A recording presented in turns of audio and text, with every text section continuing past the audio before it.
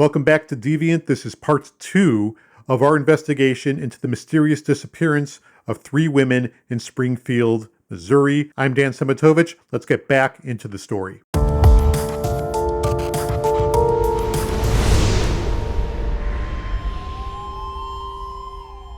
A week after the disappearance, this case is featured on America's Most Wanted. The show airs the pictures of Sherrill, Suzie, and Stacy. The host asks for tips. You know how it goes. Months later, on New Year's Eve, a call comes in to the America's Most Wanted switchboard.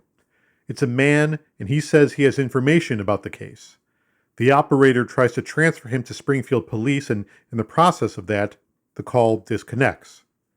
The man never calls back, and police never learn his name. To this day, investigators believe that the man had, quote, prime knowledge, not because of what he said, but because of how he said it. Calm, certain, and gone the second the operator tried to connect him to detectives. The publicity from America's Most Wanted brings a flood of new leads. Dozens of sightings, dozens of possible suspects, and people are calling from all over the country. Search teams fan out across the Ozarks again, but none of it breaks the case. And in the background, one name keeps returning to the top of the pile: Robert Craig Cox.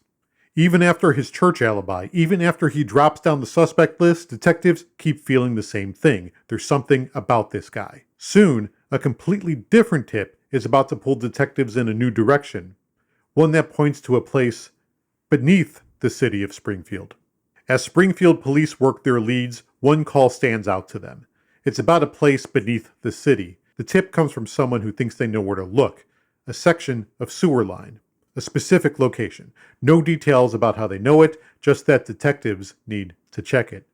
The call is vague, but it's not easily dismissed. Because there's history here.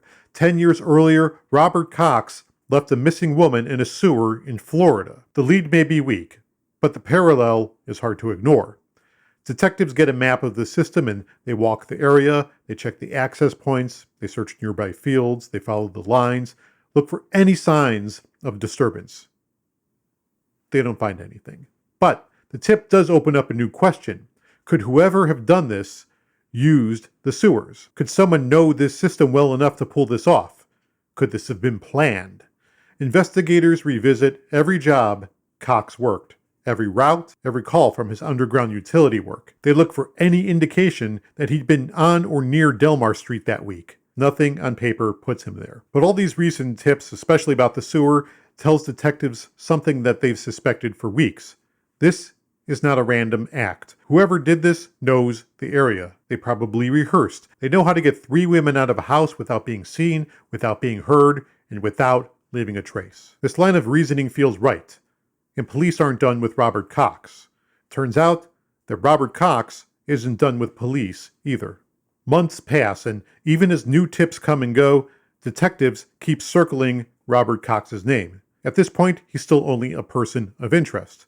But there's a feeling inside the squad room that's hard to shake. If anyone in Springfield knows what happened on Delmar Street, it's probably him. Then a development changes everything. A grand jury convenes in Missouri. Investigators review every statement, every timeline, every alibi that was once considered rock solid. That includes Cox's.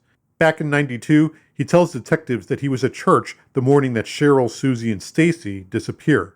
At the time, his girlfriend backs him up, but when she's called to testify, years later and under oath, she admits that she lied. She says that Cox asked her to say that he was at church when he wasn't.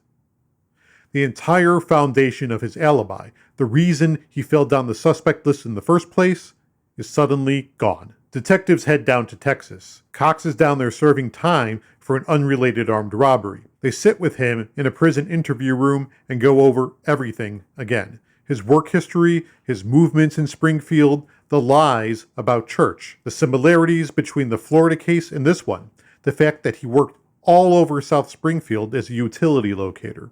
The fact that he keeps talking about the women as if he knows their fate. They push, they wait, they hope he cracks. He doesn't. Cox smiles and says just enough to suggest that he knows something, but he never says enough to be charged. He tells detectives, "I know they're dead." But when they ask where the women are, he shuts down. When he starts writing letters to a Springfield newspaper from prison, he plays the same game with them, too. He hints that he knows more. He claims that he could tell the story if he wanted to, but he won't. He says he doesn't want the death penalty again. So, police weigh everything here. His history, his behavior, the collapsed alibi, the way he smirks when he talks about the case. For many in Springfield, that's enough to believe that he's responsible. But for the legal system, it's not enough to indict. Again, there are no remains, no forensic evidence, no witnesses who see him with the women, and there's nothing that he says in his jailhouse interviews and letters to newspapers that could support a conviction in court. So the case returns to a standstill. Robert Cox may be the strongest person of interest Springfield will ever have in this case, but without something concrete, detectives can't prove it. And the search for answers is about to shift into its final and most frustrating phase. Years pass, but this case never closes. It sits in that place detectives hate most.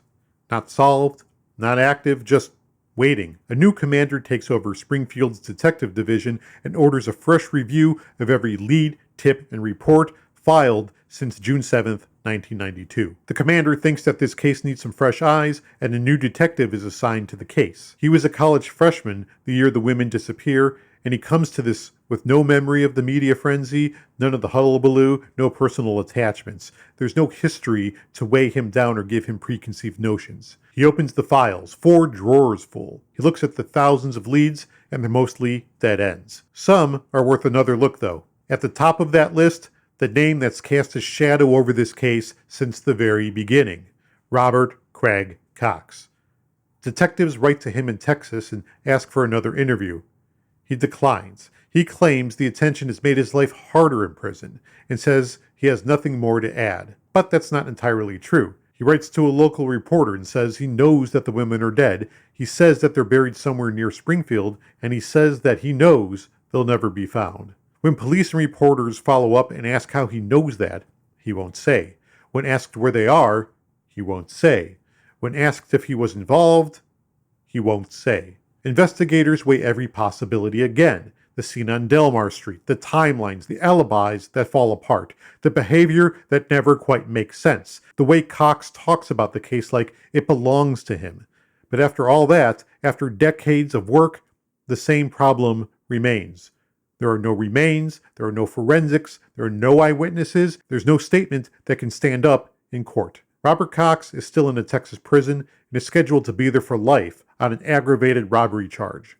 In Texas, there's mandatory life if you're a repeat violent offender like he is. Whatever Cox's involvement or non-involvement is in this, the disappearance of the Springfield Three stays unsolved to this day. The families keep waiting, volunteers keep searching, the police keep the file open. And that house on Delmar Street, the one with the waterbed, the cold coffee, the 3 purses lined up by the stairs, it still remains the last known location of Sherrill Levitt, Suzie Streeter, and Stacy McCall. Decades later, the questions haven't changed, and the pain hasn't faded. And the answer to what happened that night is still out there, somewhere in the dark. This is an active and open investigation, so share this story, spread the word. If you have information about this case, contact the Springfield Police Department. And for more stories like this, make sure to subscribe to this channel and set your alerts so you never miss one.